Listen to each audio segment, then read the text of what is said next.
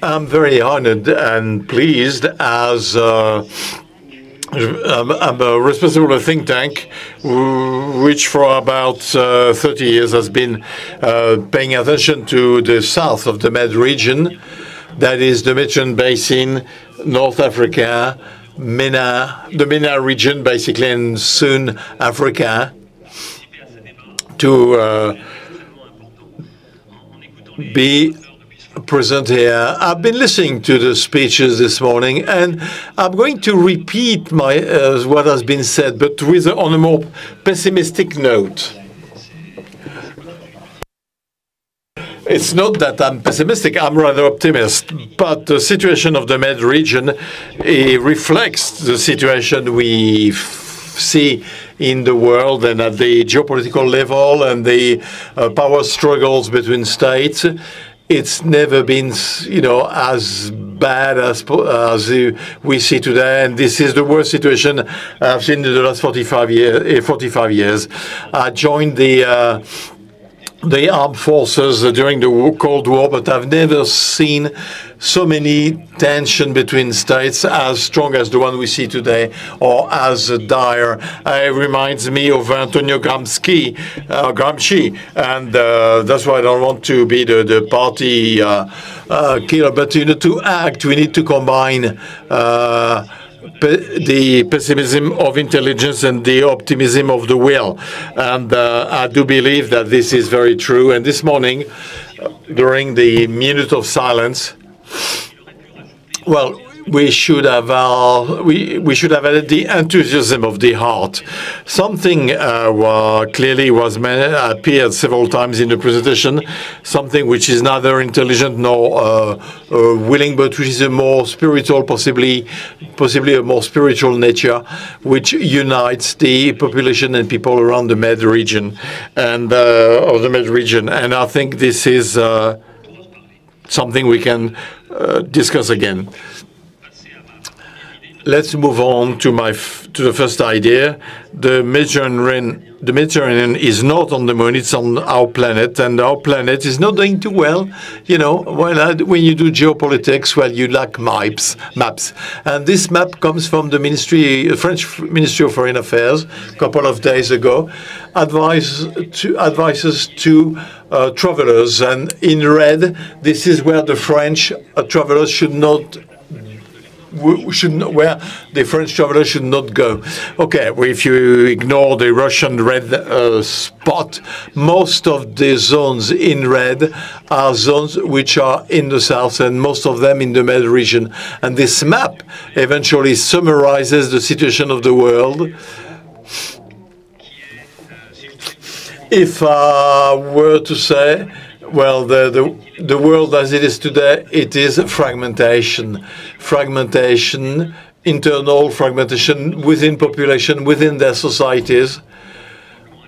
And the internet has a lot of things to do with this. And we have not really understood all the entire impacts. And I think the artificial intelligence will reinforce this phenomenon. We do face a problem of fragmentation of human communities, but also fragmentation between states, which are competing with one another, which are actually struggling, and competition, contestation, or conflict more and more often. And it is even more complicated for us all, especially in the Med region, because this generalized fragmentation dynamics all over the world is the result, well, follows decades or if not centuries of natural convergence, which were like unavoidable through trade, the economic globalization, but which really marked our mind. And we do have an intellectual challenge to understand the world as it is. And it's not at all in the same dynamics than the one we knew a few years ago. So, this dynamic of rupture and fracture, mentioned several times this morning, will last for at least several decades, and we can hope that one day it will, the situation will improve. But it's very dramatic because in the last, during this decade and the coming decades, the challenges the stakes we share, the cross-cutting, challenges, global warming, migration, finance, financial crisis, and so on and so forth. 8 billion human beings, are in the world now. Well, in fact, we should have more cooperation. So we have a fragmentation which goes against what we should do. And I will now focus. And when we look at the Med region, the Mediterranean basin, well, basically it is a sort of concentrated view of sort of a snapshot where all these centrifugal forces are stronger than elsewhere. Second map. So, in this basin, the societal and social fracturation or fragmentation exists. All the countries here know that. In our societies, there are frustration, resentment, struggles, and nation-states are becoming fragile, and the international system, as well as the system created since Second World War and was based on a nation-state principle. Nation-states are becoming fragile, and and therefore our leaders, our head of states, are facing a fundamental challenge to maintain the cohesion. And there is a reinforcement of security with, we're trying to federate population, but this is, and we need a scapegoat, inside or outside. And this is not going to improve because the shortages we faced, associated with the Ukraine war, global warming, the next economic crisis, which are looming and most likely to happen, or even pandemics. All this will increase the tension, will exacerbate the situation, risk of explosion, and as a reaction, the risk of more security or security measures against populations. So there is increasing tension. But between countries, political tensions are also increasing, even though sometimes the situation improves. It's not a linear process, but let me cover the zone here rapidly to illustrate what I'm saying. Well, I'm likely to forget a couple of points. Don't blame me for it. I have little time. Tension between Morocco and Algeria. Tension between Algeria and France. Tunisia, somewhat okay with the neighbors, but it has a huge problem of internal societal tension. Libya, of course, is split in two with rivalries. Turkey, Russia, Egypt are fueling the tensions within Libya.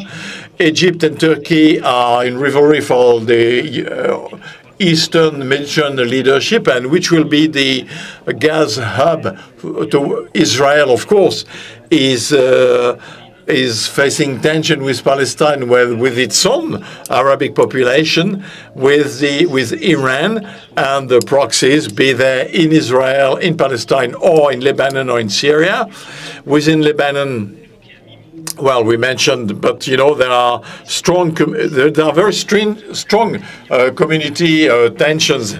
Iran, for example, Iran is playing a role there. Syria, there is clearly geopolitical competition. It's almost like a school case between Russia, Iran, Turkey, the US, and the country is a mess, basically. Turkey is facing historical rivalry with Greece and Cyprus, and that has increased recently to have access to the Aegean Sea and the gas resources. In the Balkans, 30 years after the war, we see that community tension which are on the rise again. Between France and Italy, there are difficulties to know which is the country that will convey the voice of Europe within the Mediterranean Sea. I mean, you understood. I did not pinpoint all the painful zones, but, clearly we have a region which is uniquely experiencing tensions where every country has problems. And these tensions in the Mediterranean basin are themselves within a framework of conflicts and tension in the south, of course, the Sahel, Sudan, Ethiopia, and conflicts between ethnic groups, with jihadists and the external power. We talked about Russia, and Russia is now in direct front in the south, which is being activated more and more. In the north, the war in Ukraine, Azerbaijan, all these wars which are power struggles, imperial wars, with relationship between states which are more and more conflict driven and now are fueled. And if I widen my scope of the fragmentation, regional fragmentation, well, they fit within a global strategic environment I mentioned rapidly, but to understand that there is a political force field which is becoming more and more powerful and causes fragmentation everywhere. Currently, the situation, and this will last decades, is the East-West fracturation between China-US, fueled by that rivalry, but also the North-South rivalry, which is every day, which is getting stronger and stronger. I mean, for many factors and reasons, but the weakening of the West, especially Europeans, a feeling of revenge against them, the resentment. The term resentment, is something we hear all the time when we talk with countries of the South versus against the North and the Europeans. But there are also fracturation in the East, in Asia, between China and Japan, China and India, and within the Western world, between the US and Europe, and even within Europe. We can see clearly that national rivalries are becoming more and more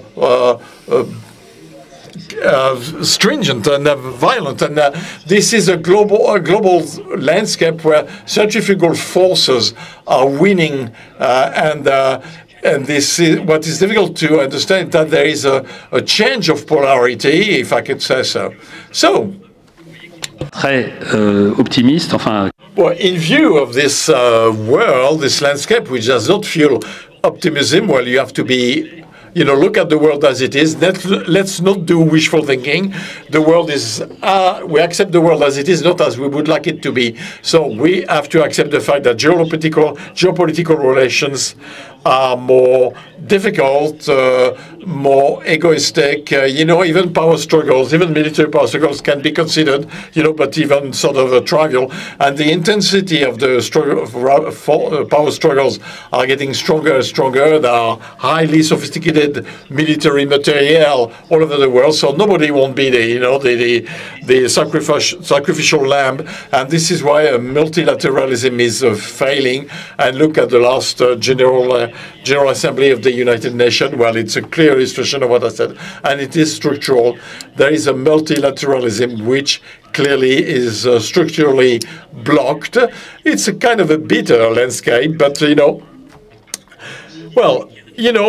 need to be clear. We have to describe the world again as it is if we want to find solutions. So we have to face reality. We don't want to be cynical there, and we have to be realistic, but we should not declare ourselves as powerless. And especially when we look at we don't want to have the option world of everybody against everybody. So we, in parallel with this shock of realism, back to Gramsci and what we are discussing today, and because of this shock of realism, well, we have to understand our differences, but we need to identify our common interest and imagine a new way to promote and advocate for our common interests, not simply because we are destined to merge the entire Mediterranean basin in almost an automatic way in only one model, the socio-economical cultural model of Europe. That was the Euro-Mediterranean project, basically, in the 90s, and that we collectively we've promoted for decades, and which has failed. But this collaboration, this intellectual reflection, the common work, should be pushed or driven by shared interest, because our ability to have a peaceful cohabitation is at stake. And we're talking about water, but our ability to our survival is at stake. So we need to change the software. We should not go from, well, we should not fall into ideologies, and this is what was said early on. And I think this Mediterranean macro-region initiative, which is a concrete project-driven for shared project, gradual, progressively, on a voluntary basis with players from all walks of life and all dimensions, local, regional, national, transnational. This actually corresponds to what we can and what we should do in this region of the world. Now, in order to succeed in such a project,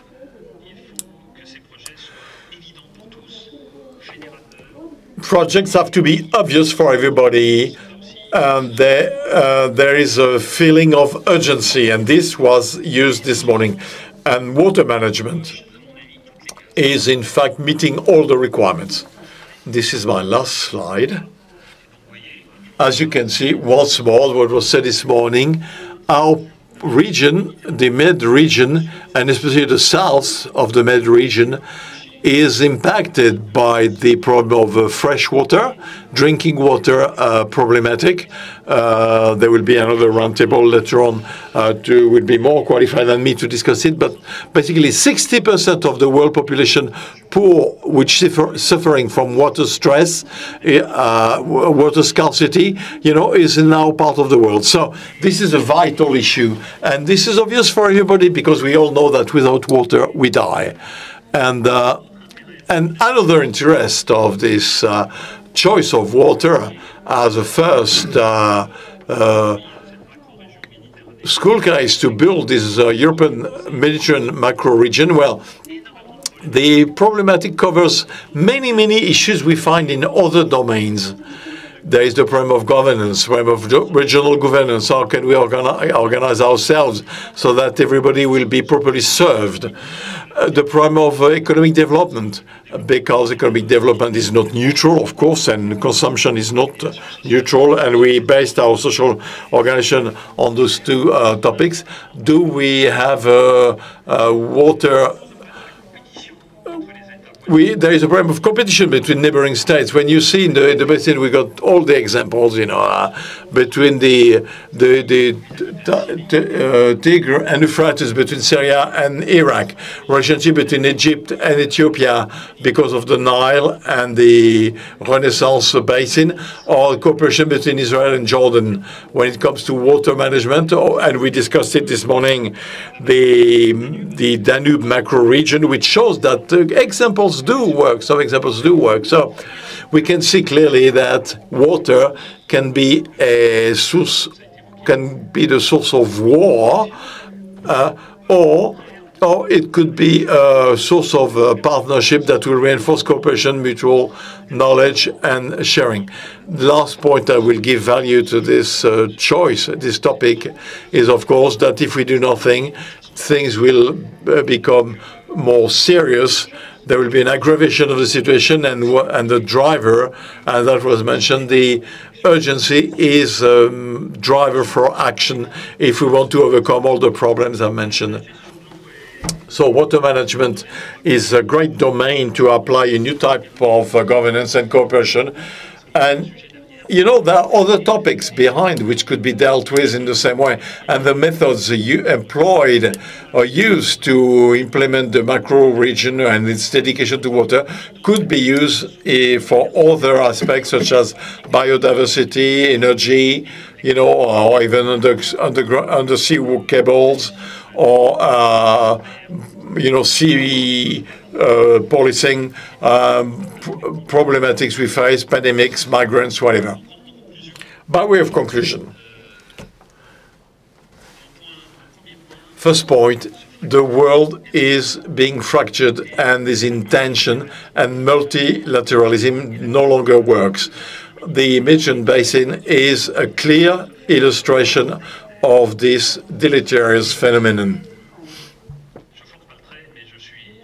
I'm not overdoing it, but my observation is clear, and we have to accept that. Second observation, the goals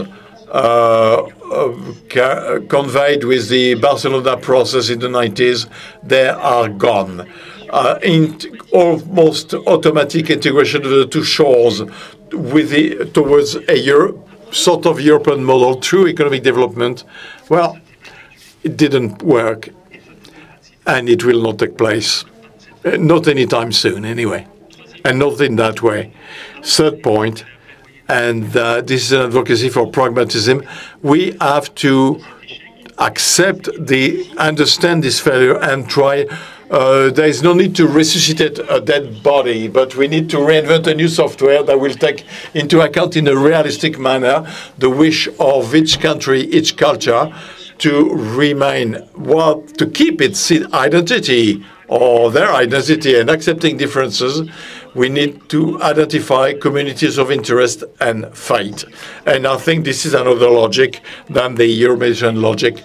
And I do believe that the macro-region concept described this morning with limited ambition, but very concrete limited ambition, this is, I think, the word mostly used, through the creation of new governance, more locally based, with players between the north and the south.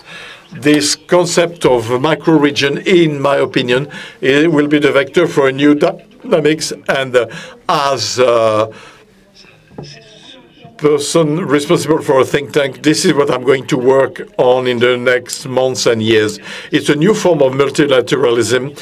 It is bottom-up multilateralism, and the theme of water is common to all, shared, understood by all, is an urgent, should generate this kind, or foster this kind of cooperation. We got a great topic, water. We got the organization, macro-region. Now what we need is action, because we need to move into action, and this common action could be, in my opinion, a new dynamics for cooperation, a form of bottom-up multilateralism, regional, which is needed in our region, but that the whole world needs as well.